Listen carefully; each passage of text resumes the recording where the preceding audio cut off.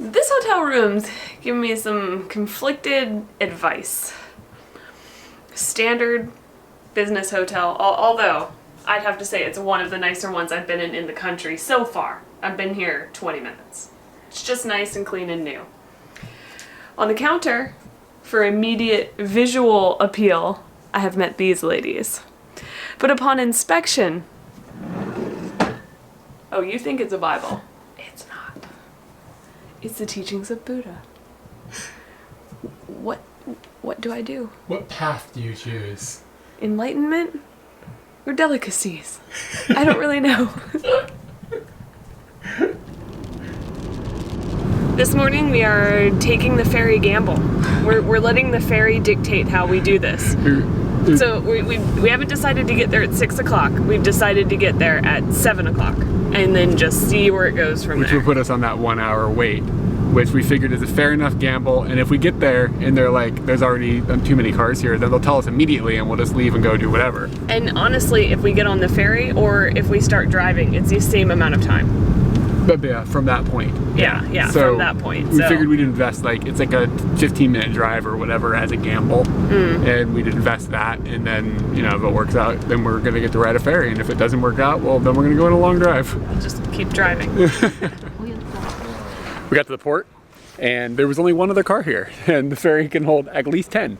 So we are going to be going on a ferry, which is great news. And this sort of highlights a little quirk of Japanese culture, where we came here yesterday and we talked to the lady, and she was like, if you get here at 7, it's going to be a weekend. I have strong words about this lady. You do. She was really, really nice. She was really, really nice. She did this thing where she doesn't want to be responsible for something going wrong. So she doesn't give you she gives you pessimistic information, I guess is the way you can say it, so that if something doesn't go right, then you've already been prepared for that. So she doesn't want to promise you, because she can't sell you tickets. So she doesn't want to promise you that, hey, you know, you can definitely get on the ferry if you come at 7 o'clock. Because if everything goes haywire and somebody's Christmas party ends and the whole family leaves on the ferry at the same time with all their cars, and you can't get on, then she doesn't want to feel like she let you down. Yeah. I have good news. A cat just ran to your feet. That cat was taking a risk. Yeah, he ran right up and, like, did he rub you? No, I didn't even feel him. I thought you were the chosen one. Maybe not. I am. What I find quite interesting is that we have 6 lines of traffic here, but they're only letting 10 cars on. And they Maybe 15 if they're small. 15 if they're small, and yeah. We're one of the small ones. Are you excited about this ferry ride? Yeah, I'm quite excited. Yeah. Have you ever driven on a ferry? We will get to do more than I expected. Have I ever driven onto a ferry? Have you ever car ferried before? We did it with biked onto a ferry. We did motorbike ferries in Vietnam. Yeah, but possibly, and I don't remember, but this will be the first here in Japan, I think. Yeah, I think so too.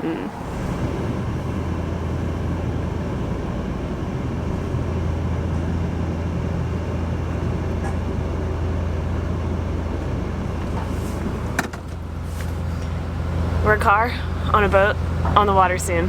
Woo! But we're already on the water, but we'll be cruising soon.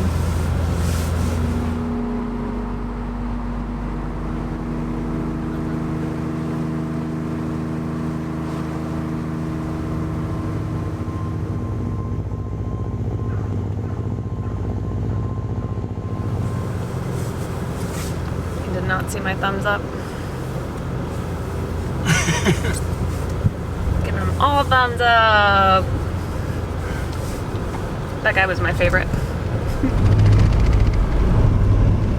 We got off the boat here, which was a wonderful little peaceful ride. And we went over like this. It's really cool the way that the bottom of the island is shaped, and that we got to skip all of that stuff. I feel like we warped in like Mario or something. Yeah. Didn't have to go like the long route or whatever. We're already with World 6 or whatever it is. Yeah. And I'm so happy that worked out. Yeah, it's very cool. And we're headed southbound right now to go to a southern-ish area. And as we're driving through what is essentially just like a little like a little nothing. Like, it's not much here. It's like countryside stuff. There are these I don't know even how to say it, kind of like giant mannequins or something. And they're cloth mannequins, which I find bizarre. And it's out in the rain, which is making it even weirder. And it's not just... It looks like they're always out there. Yeah, it's not just like one group of them. We've seen quite a few groups of them when we're driving along. And like the first one that I noticed was like a dude that was in like kind of like an old school Japanese style dress. And he had a wiener dog on a leash. And these are like full body human beings, right? And then we saw a group of them, and it's like athletes, and like it's got a sign that's like, you know, do good work athletes, like good luck athletes. And I don't know, it's weird because as you're driving along the road, you're seeing these human things that look more human than they should, and you're thinking, oh, there's people there, be careful. Maybe that's what they're there for. Maybe that's what they're there Maybe it's because people drive through too fast or something, and it's try to spook people. Like, oh, hey, be careful. I don't even know what the speed limit is. I'm going 60 kilometers an hour. Ganbatte, Katie. I'm an athlete.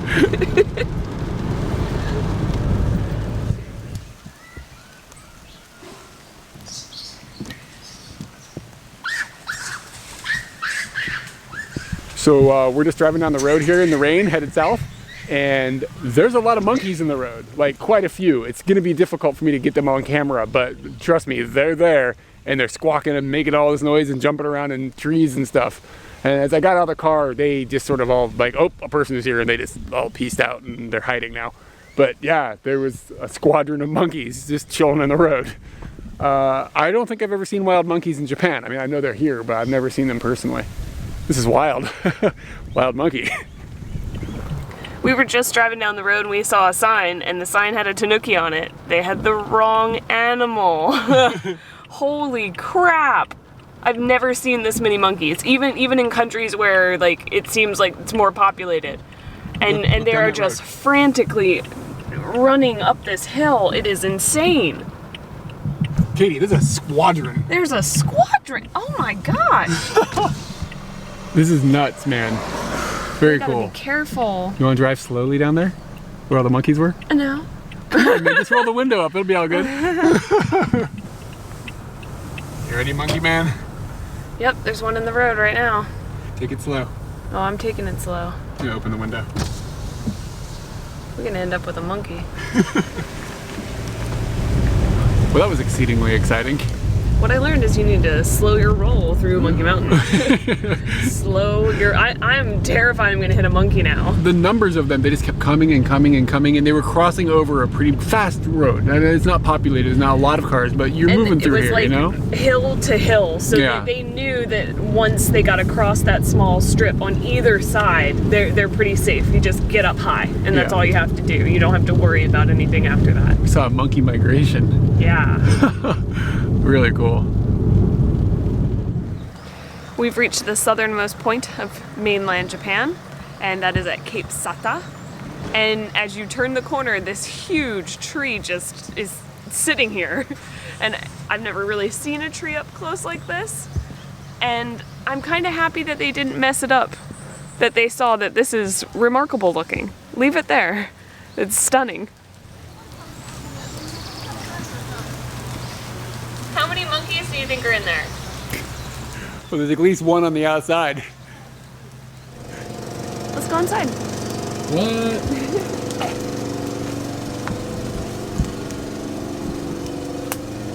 There's not much inside, but it's pretty cool. Just a couple of monkeys. 2 monkeys inside. Member of the great ape family. I've been to the northernmost northern bit and the easternmost eastern bit and kind of towards the westernmost western bit, but I was in Sasebo and we didn't even make a deal out of it, and we didn't really see a whole lot of information saying, hey, you're there. But now we're at the southernmost southern bit, and I can compare this to the northernmost northern bit and the easternmost eastern bit in the sense that this has got quite a bit of a different vibe, because this is more of like, it feels like a national park or something like that, where you've just got a nice view and you've got all this greenery and stuff, as opposed to the other two that I saw up in Hokkaido, which were kind of more like, you were just driving down the road and it was like cheesy attractions and stuff. Like you drive, you see the sign, it would be like, this is the northernmost ramen, and then this is the northernmost shrine, and this is the northernmost like mundane things, like northernmost schools, northernmost, that's all they had. Here it feels a little more classy. Like this is like, it's the southernmost point, but there's no like, there's not like a bunch of vendors selling like the southernmost useless little tidbits and like things. Like none of that's going on. It feels a little more like they've maintained their class about it. It just feels a little more classy. It's quite a nice view.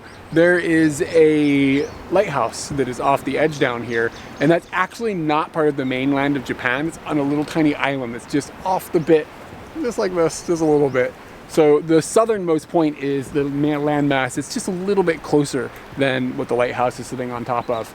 And sometimes you can go down there, but I saw the map and they said it's closed off. So I wonder if maybe it's like a closed for the winter type thing, or if it's not like safe to go down there right now. But regardless, with the raining and the hiking and all the stairs and everything, it wasn't something we were planning on doing anyways. So this is perhaps as far south on the mainland of Japan we're gonna make it. We found a tunnel and that's fun. So we're like, okay, we'll go through the tunnel and maybe we'll go further south. But then we got to the area with all the stairs, and it's like metal stairs, and it's slippery, and wetness, and it's raining. And we aren't wearing camouflage. Yeah, this is definitely as far south as we're gonna make it, I think.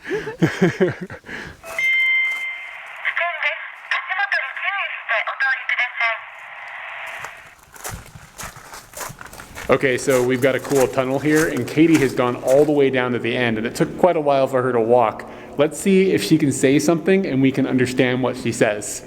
Go ahead, Katie. I have no joke about tunnels. I have no something about tunnels. That's how you couldn't understand the something. I have no jokes about tunnels. Ah, no jokes. It's pretty cool, man. Like, she's a long way down there. So we got to this park, and outside the park there's kind of a measly waterfall. Feels bad to insult a waterfall. It's doing amazing things, looking nice. But Eric was like, I don't think this is the one. So we went further into the park, and we found this incredible bridge, which I was like, that's way too high. Now I'm standing on it going, that was worth it. And we found the big guy we were looking for. I'm glad we came up here, because it's really cool because we're like in a cloud right now. Yeah. But I would like to point out that from up here, I can see a walking path that is down there. It looks like we probably could have seen the waterfall without the hike. And then we also saw a road that we probably could have drove to the beginning of this bridge. Well, I'm ready for lunch. I'm still in a cloud. Yeah, you are still in a cloud. Let me see if I can uncloud you a little bit. Oh, maybe it's just cloudy over there, man. I don't know. Yeah, I think it's just cloudy over there. There is definitely a walking path that you can go up to the base of it at, and it's pretty cool. But if you're gonna budget your amount of rain tolerance, like you're willing to only be out for a certain amount of time, I think going up to the bridge is a much better investment than walking out to the base of it. So we made the right decision when we did that. And then when we got back down to the bottom, I was beelining yeah, I was like, I'm gonna go check out the bottom. Over there. And I was like, go into the car.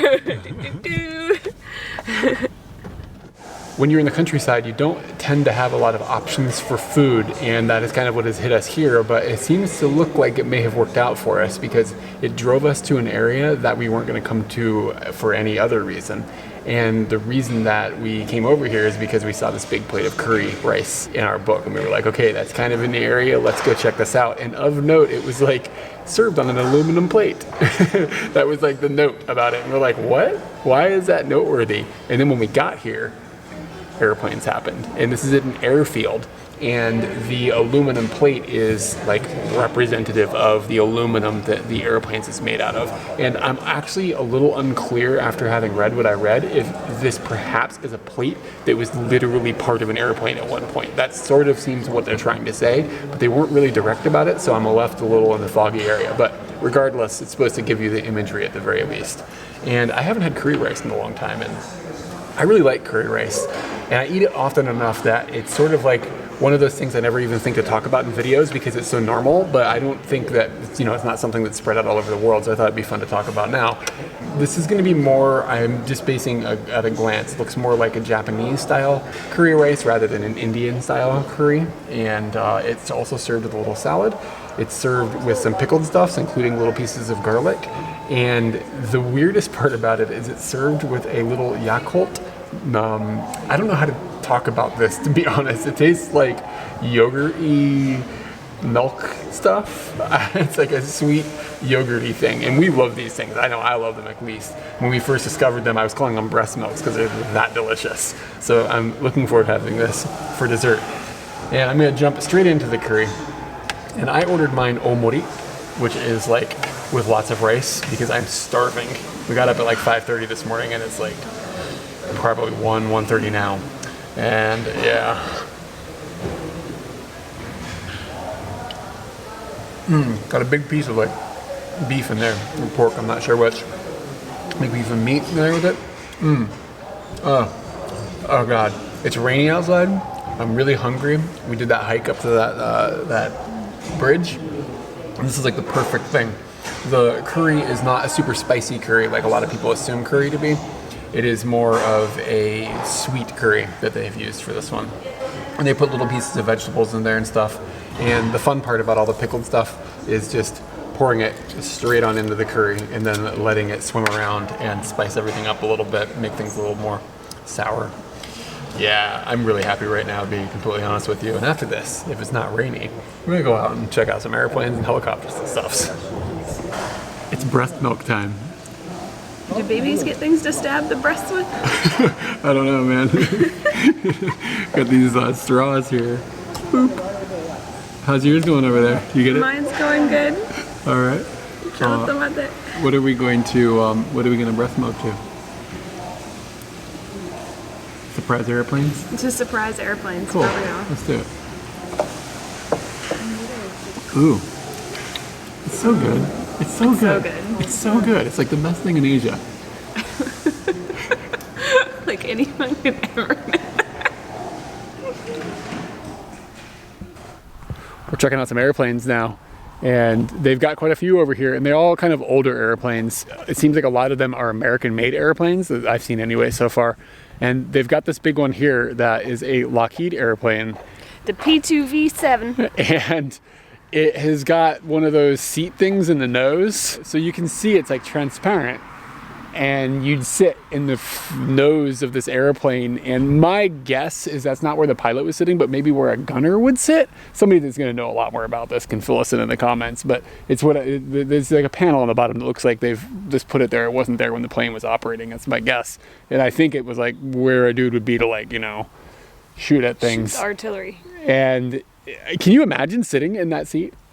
I kind of, as I was telling you, like if somebody said, you want to ride right there, I would sit there and instantly I'd go, But then I would go, you have to do that. Just the view, the intensity of that, like it would be like being strapped to the front of a bullet. Boy, I only thought about the takeoff, didn't think about the landing. Oh God, landing there? Oh my God. And that's if everything goes fine. Keep in mind, this thing is made to go battle people. Yeah. Like, oh my gosh. No battling, please. The balls on those guys. Walls. This huge thing is actually a Japanese design plane, and it is a anti-submarine plane and looks very, very interesting for an airplane design, as it is an amphibious plane. So it can just land and then take off from the water, but also has wheels so it can land and take off from the ground. And just the shape of it and everything, it looks like they were like, let's build a boat. Nah, let's build an airplane. Let's make a boat. Throw some wings on it. Let's make an airplane. That looks like basically what went down in the design room. I've never seen anything that looks quite like this one. It's pretty interesting. Katie's gonna fly a helicopter. Are we in a helicopter? Yeah, we're. Yeah, this one's a helicopter. At the museum with the airplanes and stuff outside, they've got a museum inside. And it is kind of an interesting museum because half of it is dedicated to like World War II style stuff, kind of what we had seen a couple days ago, and half of it is just dedicated to like the modern day Aviation.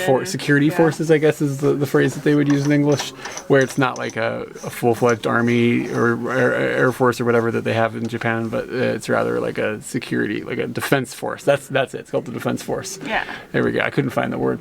And the upstairs area with the World War II stuff covers a similar subject matter that what we had seen at the previous museum, which was more of a peace museum, and this one seems more of.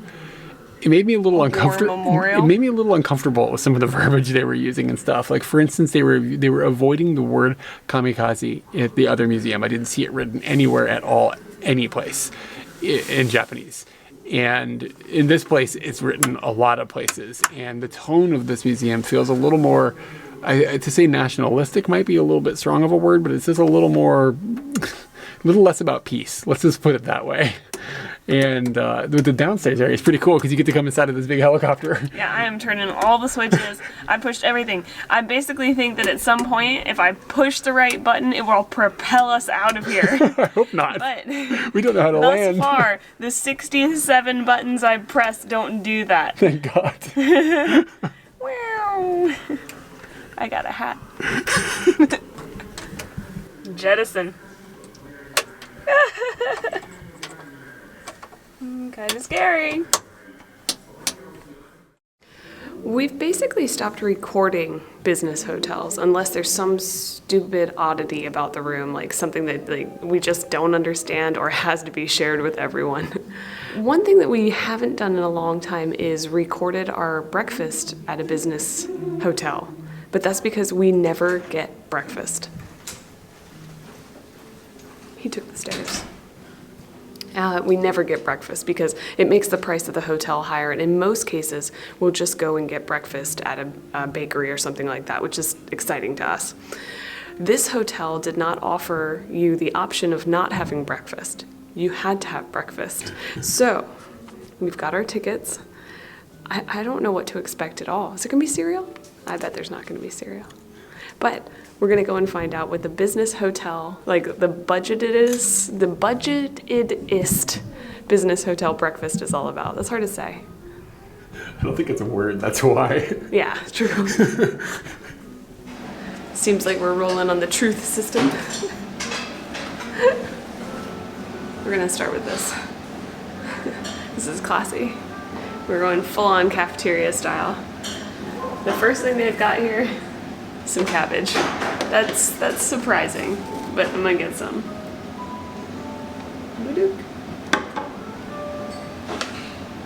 The bun is not surprising. A bit boring though.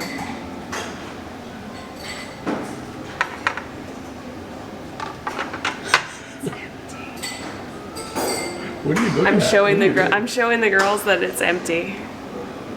They need to come and fill it. Through the window? Yeah, there's a window there. Did they see you? Really? I didn't even notice there were people there. They saw me, but they don't know what to do about that. Are you going to hit some topping sauce? Yes, we're going with the topping sauce of the yogurt blueberry.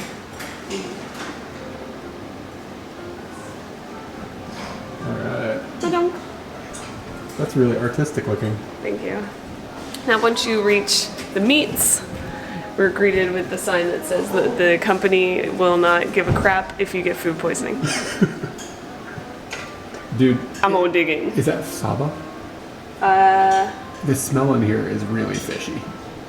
I guess it could be. It's hard for me to tell, but regardless, I like that. I'm gonna take a pass on the wieners. I'm gonna get down on those wieners. Yeah, he is. And is that bacon or ham? Did they just slice bacon that hasn't been cooked? Yeah, I think so. Wow. And then they sliced the tamagoyaki that you can buy at the convenience store. That's okay. That stuff's a bomb. I had it for dinner. It is good. I don't know what this is. It's like a gyoza, an egg gyoza. They've got rice. I'm not a big rice in the morning person. They specifically said that the rice is made with Japanese rice. They put a sign up for that. Okay, well, don't know if I've had that before. Oh, it's got the natto. Oh, natto. Darn it. I need a bowl. Okay, we're gonna need more rice. And a kimchi. Put that on top of the cabbage. Umeboshi, some pickled stuffs. Yeah, you always have the pickled stuff regardless of what you're eating. Put that to the side. Is that just miso? The soup? I guess so. I'm assuming. And we got chives and the nori if you want to put the nori in there. There's a bowl. Here we go. Let's see the consistency of this. Oh, just standard with your tofu bits. There we go.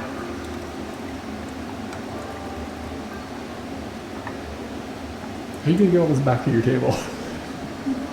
Slowly.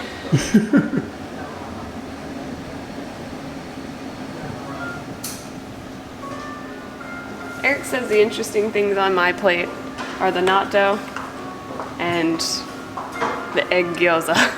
We still don't know. It's like the world's smallest omelette. What's inside there? Okay, maybe we'll just jump into that. I got no silverware or chopsticks. There's a hashi box right there, dude. That's true. You can keep mine, I don't mind. Somebody's got a problem. don't want to transfer those germs. Okay. I'm not big on cooties.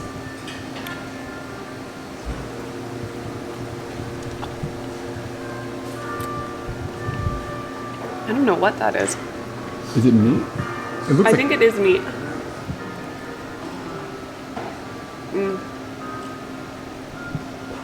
Basically, it's just like very well flavored, kind of cold. It was just sitting on a plate, so it's not like this is gonna be keeping it fresh.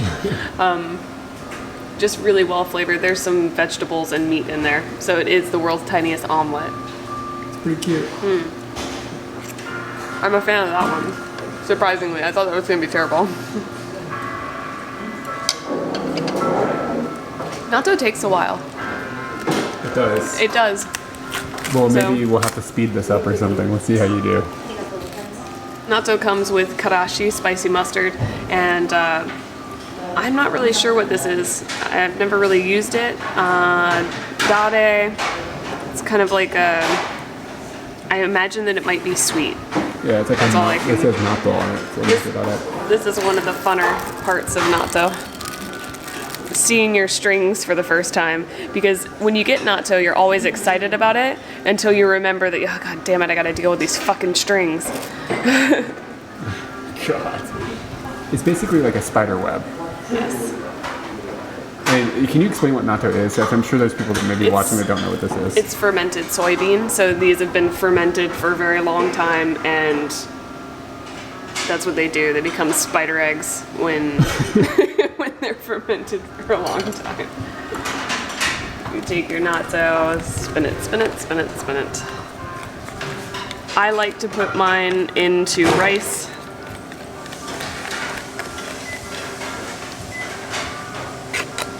And you have to, terrifying. There's gonna be so many spider webs on the floor. So we've got it on top of our rice now. You add the karashi. I'll try the other sauce. Maybe it's fantastic and I've just never thought of using it before. Usually you shoyu, right? No. This is a karashi situation. Oh, I thought you mixed the two. Shows what I know. Okay. All right, what is this?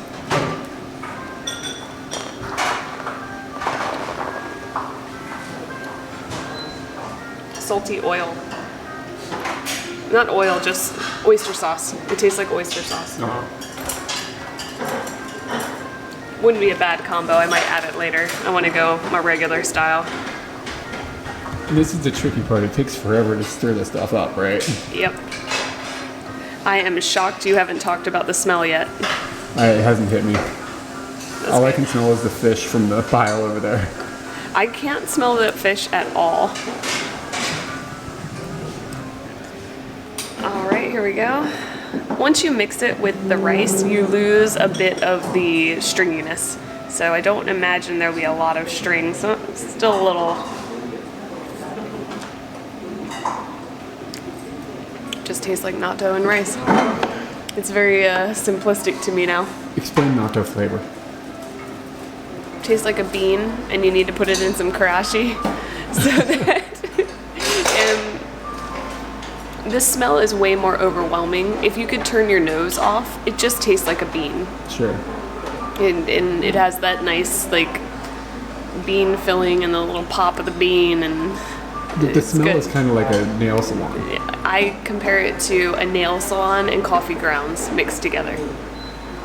I don't. Yeah, it's like Starbucks and a nail salon next to each other. If you have a mall that has those two things right next to each other, go stand in the middle. You know about natto. I made myself a little plate here, and because I know this is what everybody is tuned in for, I'm gonna try one of the wieners. How many wieners did you get? 4? A few. It's cold. Wiener. More interestingly, they have these little packets over there that I don't think is normal in a lot of places, but maybe I'm mistaken. Maybe the future has come to other countries. This is a strawberry and margarine mixture packet, and the way that it works is that there's like little things on both sides and they're separated, and then you squeeze this together and they come out of the same hole. And I'm going to go ahead and throw a little bit of that mixture onto a little bit of this. So I'm going to open this up and kind of make this so that it's a little easier for everybody to see what's going on. There we go. That's kind of vile looking already. All right, so then you crack this like that, and it opens these holes there. And then as you squeeze them together, it squeezes out. It's genius. This is genius. And then you get strawberry and margarine drooping out. That's probably enough, right? And I don't have anything to like really properly push that together, so I'm just gonna make it disgusting like that. There's no knife box? Not on the table, it's back there. And it tastes like strawberry jam and some butter. I just like the little package. I'll tell you what, after seeing Katie eat though, I'm looking forward to this mini omelet.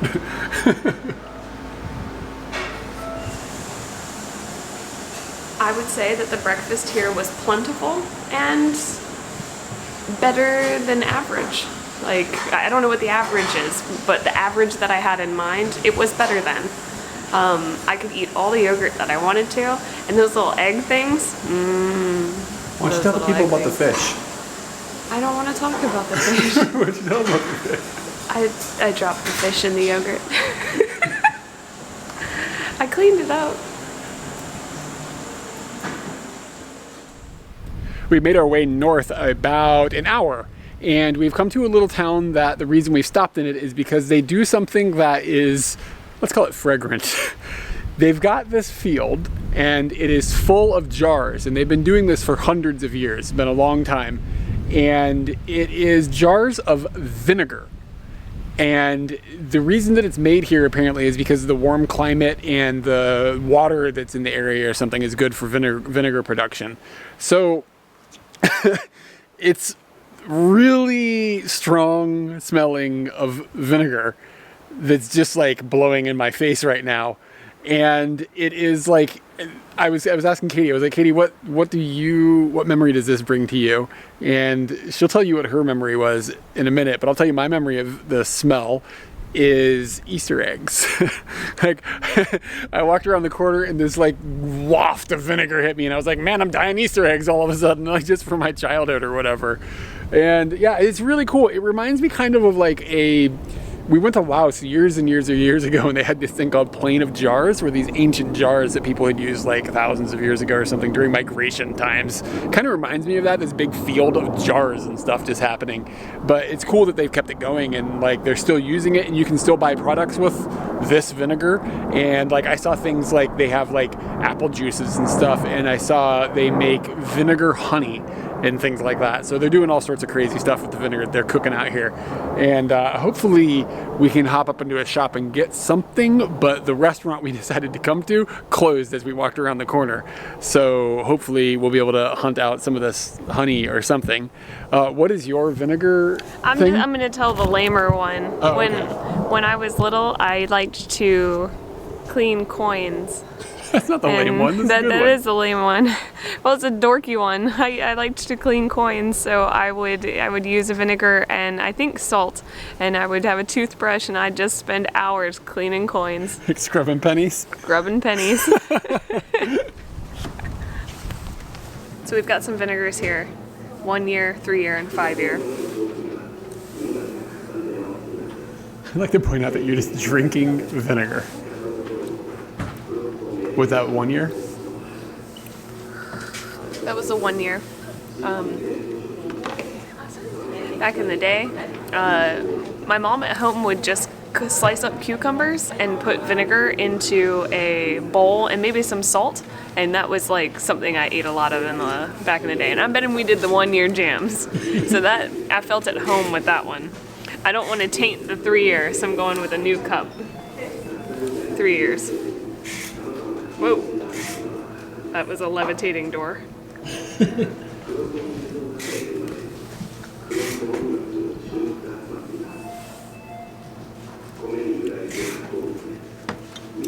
It tastes, it has like an alcohol taste, like almost like, it kind of cleared out my nose in a very strange way with no flavor. Like, this has bite.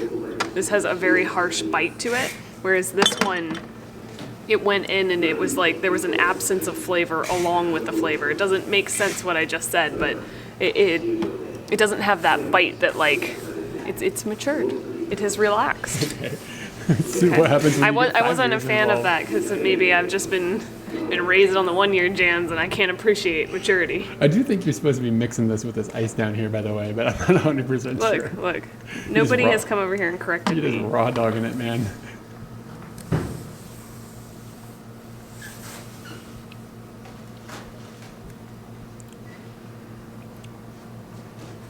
That one is relaxed, but it doesn't feel like there's an absence of flavor. It feels full flavored for the 5 year. Like, there was no part of my tongue that tasted something and was like, nothing happened. But the 3 year, something in there was like, nothing happened. Why did that happen? It doesn't make sense.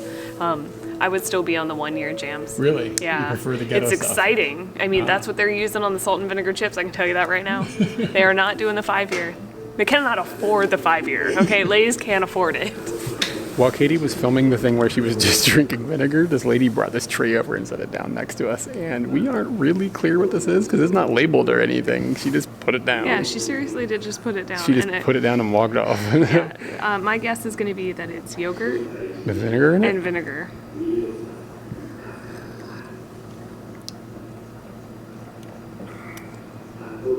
It bites the back of the throat. I don't know what it is, man. It is incredibly chilly. Yes, it's very chilly. Is it yogurty? The vinegar flavor is so... It's definitely yogurt. You think so? And okay, I think I see what it is. They put milk 1 to 4. Oh, okay. So it's 4 parts milk. Okay. But I don't think that's milk. I think it's yogurt. It's thicker than milk, and 1 part apple vinegar. And I kind of like it. It gives it a little bit of snap, a little bit of excitement. They sell these little vinegar drinks in convenience stores here. It's like apple vinegar stuff. And it's like this little like juice box looking thing that's for ladies that are on diets. I get it all the time. It's just really delicious. This is in that direction. Look at trim. I am. That's how I keep my figure. What'd you move for? Because the sun's in my eyes. Oh, yeah. I can just put the camera like in your face. There we go. That's great. We went into the little gift shop that they've got here because of course it's a gift shop. And we were like looking at all these different things that they've got. They've got tons of products. It slowly took time for things to So click. they click like, okay, this reading is, the labels. yeah, these are dressings and these are drinks, and like a lot of the drinks were concentrate, so you'd add water to them or whatever. Like the yogurt thing that we drank. Yeah, exactly. And we were like, okay, yeah, we're gonna get some dressing, or we're gonna get one of these drinks or whatever. And I was excited because every single day I eat like a pasta salad for lunch. So I was like, oh, I can have like my Kagoshima memories time where I have my dressing. But then we realized that we have to fly back to Tokyo, and we don't have any checked bags. So we have to take them on the plane, and they're all liquid. So we can't take them on the plane because of, like, you can't take liquids on airplanes. Yeah. So we ended up getting just a little thing of regular vinegar, and it comes in what is I went with the 1 year jam. You did. And it looks like a spray bottle or something for like, I don't know. But like I don't think it is a spray bottle. Banaka. Is it Banaka? Is that what they used to call it? Yeah, like a breath spray. Yeah, so we're kind of hoping that's small enough that they'll let us bring it on the airplane, and if not, then I guess I'm at the airport. I'll spray him in the face and run! It might be considered a weapon.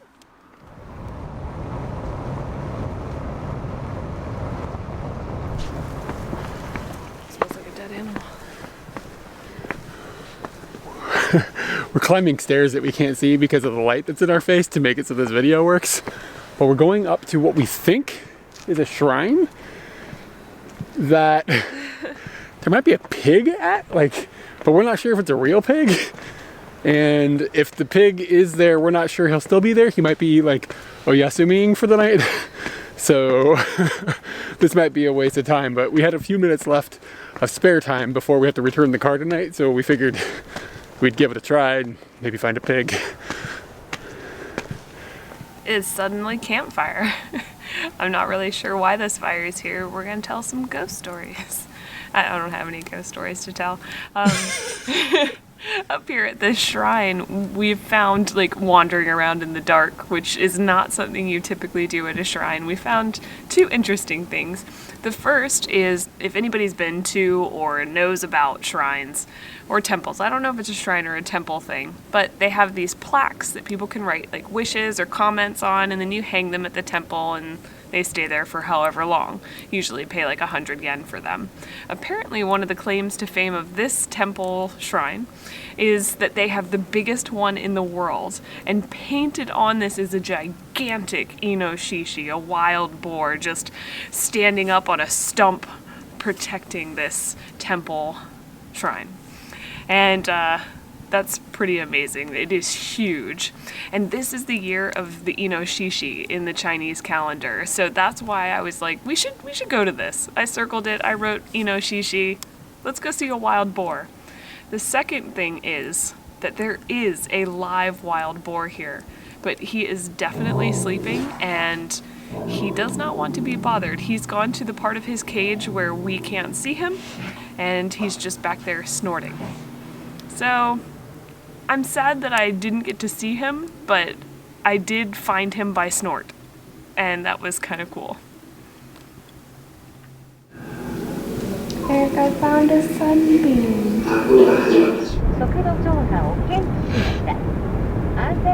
Shut up. Shut up, Beyonce.